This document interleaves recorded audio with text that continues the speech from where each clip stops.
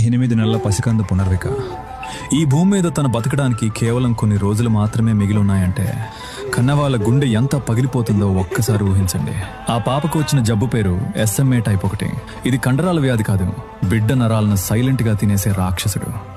పాప తల నిలపలేదు, పాలు మింగలేదు, కనీసం ఏడవలేక గాలి పీల్చుకోలేక విలవిలలాడిపోతుంటే కళ్ళెదురుగా బిడ్డ ప్రాణం పోతున్నా ఏమీ చేయలేని నిస్సహాయ స్థితిలో ఉన్నారు ఆ తల్లిదండ్రులు.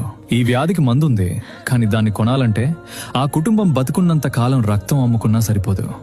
అక్షరాల 16 కోట్ల రూపాయలు. వ్యాధి ముదిరే కొద్దీ ఆ పసికందు బతికే ఛాన్స్ తగ్గిపోతుంది, టైం చేజారిపోతుంది.